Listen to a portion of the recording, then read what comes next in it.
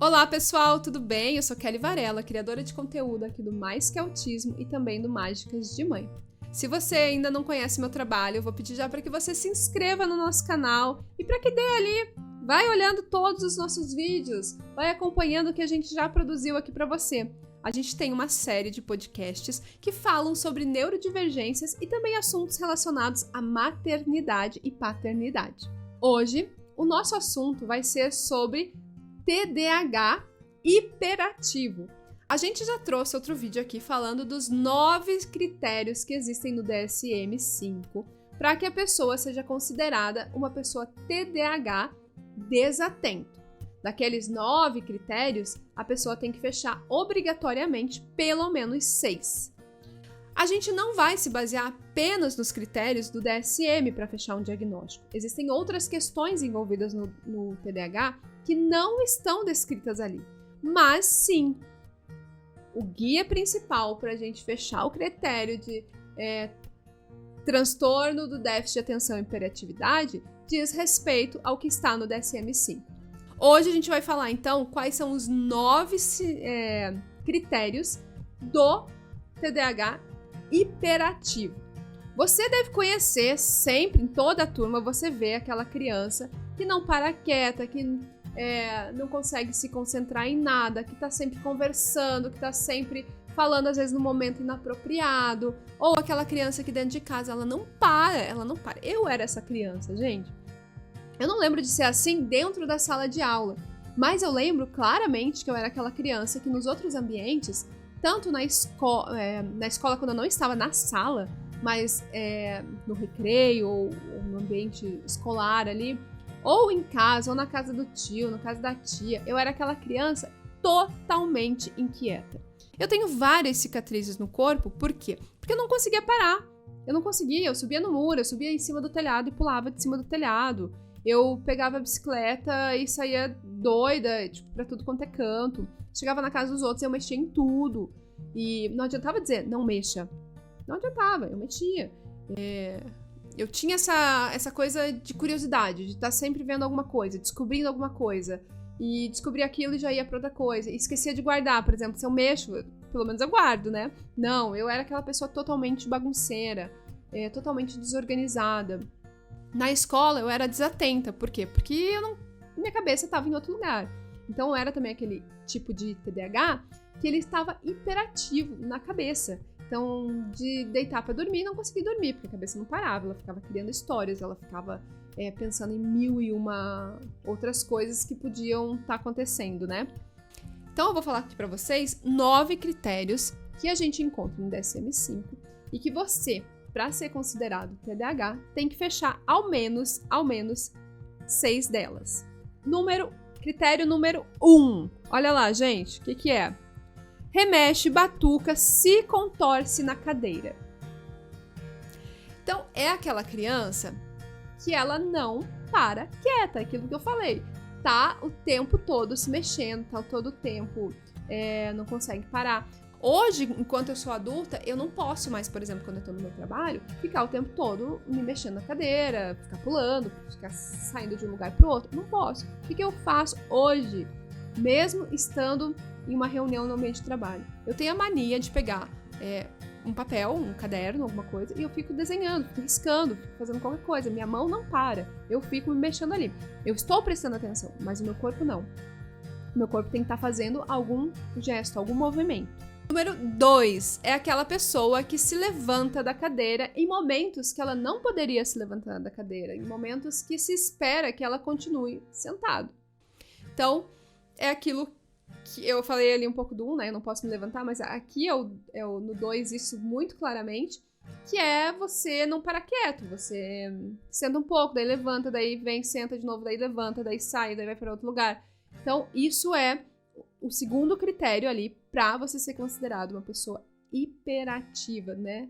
Transtorno de déficit de atenção, hiperatividade, hiperativo.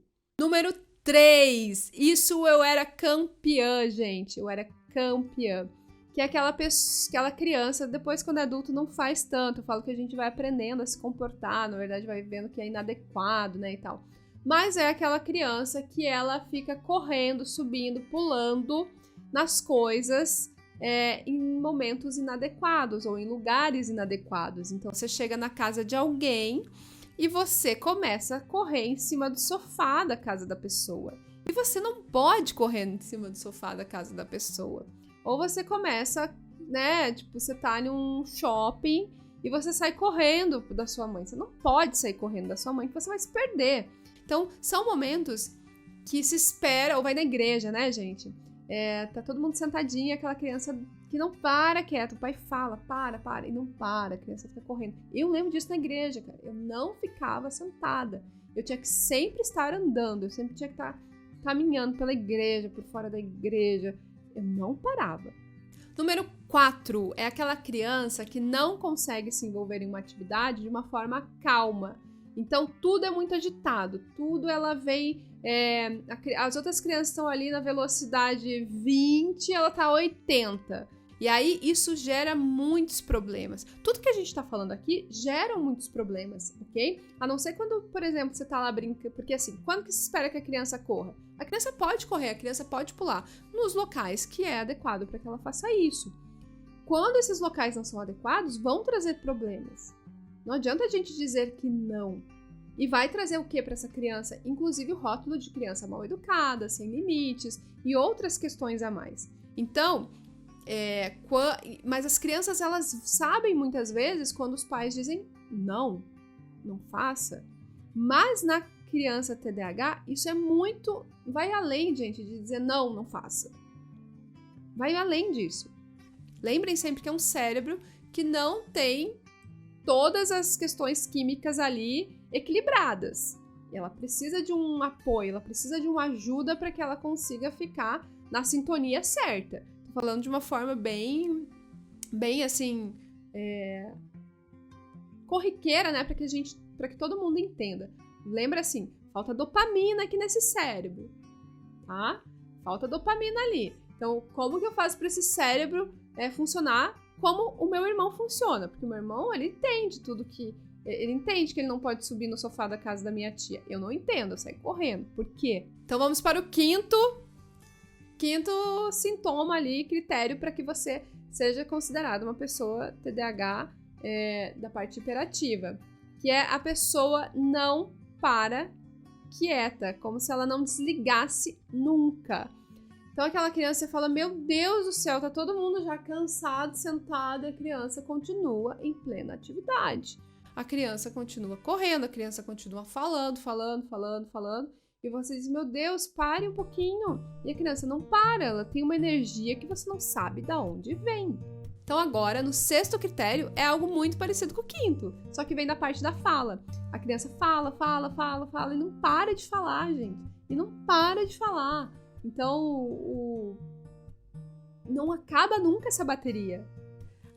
Quando a gente tem bebê, é normal, o bebê ou a criança pequena, que ele realmente tenha muito mais energia que a gente, porque a gente também faz milhões de outras coisas. Mas o que a gente está falando aqui é mais ainda, é excessivo, além ainda do que esses bebês têm de energia.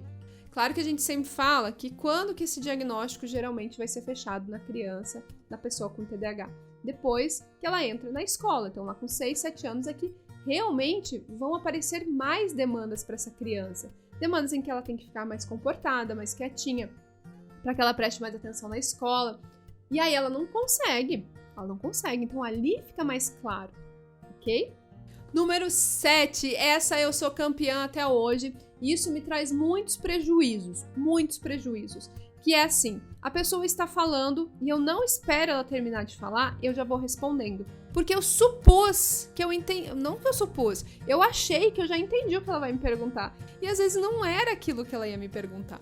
Então isso traz muitas situações constrangedoras, porque eu não espero a pessoa terminar de falar. E aí, o que acontece? Eu tenho uma visão equivocada do que a pessoa ia falar.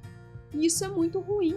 Isso é muito prejudicial para os relacionamentos, seja relacionamento com afetivo ali, né, com amorosos, assim, sejam relacionamentos com amigos, sejam profissionais, com a família, sempre vai ser prejudicial. Não vejo que isso vai ser benéfico em nada, entendeu? Então esse eu acho que é um dos piores piores fatores que existem no TDAH. Porque isso impacta nas relações, impacta em você ser aquela pessoa que acaba caindo em muitas confusões que você não queria. Número 8 é a dificuldade de saber esperar a sua vez. Então, pro TDAH estar em uma fila gigante, minha gente, é muito difícil. A criança TDAH, ela vai estar, né? Ela quer ser logo. Quem quer responder? Eu. E daí você fala, calma, vai chegar a sua vez. Eu. Tipo, calma, vai chegar a sua vez. Ou ela vai saindo falando, né? Não, mas era a vez do fulano ainda. E a criança já respondeu antes. Ou se você vai estar em uma reunião e tem a vez ali pra falar. E você fala antes de todo mundo, ou você fala por cima das pessoas. Então, este também é um sinal que traz prejuízos sociais muito grandes. Na verdade, gente, todos os critérios aqui, né, os pontos que são apontados no DSM-5, eles trazem prejuízos muito chatos para a vida da pessoa. Muito complicados. E o número 9, o que é o número 9? É aquela pessoa, né, sou eu lá, a pessoa tá falando e aí eu entro e me intrometo. Eu nem sei do que eles estão falando direito, mas eu escutei um pedacinho da conversa, eu escutei uma frase. E eu vou lá e começo a falar. E aí eu não sei o contexto todo da frase, eu não sei o contexto da conversa deles. E aí eu fico em situações meio embaraçosas.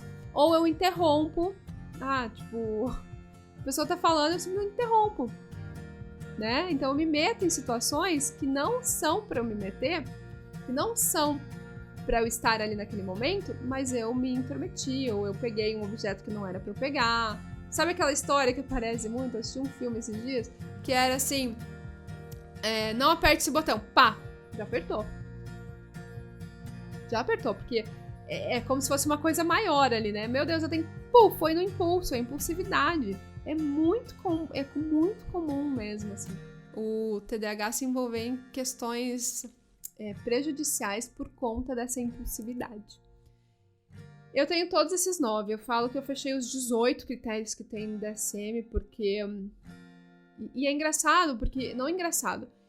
Que eu sempre me meti nessas situações durante a minha vida e eu não sabia que isso era por conta do TDAH. Eu achava só que eu era uma pessoa mais excêntrica, mais geniosa, mais coisa do sim. Porque é isso, né? Porque ela é geniosa, porque ela é... ela chegou chegando, né? Aquela história assim. Na verdade, muitas vezes isso me trouxe... Na maioria das vezes isso me traz prejuízos. Porque isso é bem importante, tá, gente? O TDAH, assim como no autismo, ele tem que trazer prejuízos para a vida da pessoa para ser considerado um transtorno. Porque se isso não te traz nenhum tipo de prejuízo, isso não é um transtorno, isso não é um problema, ok? Problema no sentido assim, no seu dia a dia, se você consegue viver bem com aquilo, não chegou a ser realmente prejudicial para sua vida. Então, qualquer transtorno do neurodesenvolvimento, ele tem que causar um certo prejuízo assim na sua realidade, no seu dia a dia. Então, na minha vida isso existia? Sim, sempre existiu. De ter apelidos assim, a Kelly é o pé na porta. A Kelly já chega com o pé na porta, porque não tem paciência, porque se intromete, porque é muito radical. Mas esse radicalismo vem de, às vezes, não saber ter o tempo de escutar, ter o tempo de esperar a sua vez, sabe? Dessa ansiedade, dessa impulsividade. As pessoas, primeiro elas pensam e daí agem. Não, eu já agi. Então, isso é muito complexo, é muito chato e traz muitos danos para a vida desde lá de criança, tá? Então, você como pai, como professor, já tem que estar atento a esses sinais e quanto antes você começar a ajudar. E aí, como que eu ajudo? Vou falar isso em outro vídeo, tá, gente? A gente ajuda de várias formas, não é só com a medicação. Medicação é importante em muitos casos, mas não é só ela, tá bom? Então, se inscreve no canal, deixa seu comentário, deixa seu like. A gente tá agora com um programa de membros. Tá até faltando a voz, viu, gente? A gente trabalha aqui, viu? A gente foi pesquisar, a gente vai em curso, a gente faz tudo pra trazer conteúdo aqui pra você de qualidade, pra que você saiba o que significa realmente essas questões, né? Então a gente tá com um grupo de membros aí. Quem quiser participar como membro tem seus benefícios e vai estar ajudando a gente aqui a continuar nosso trabalho no dia a dia, tá bom? Beijo grande, pessoal, e até o próximo vídeo.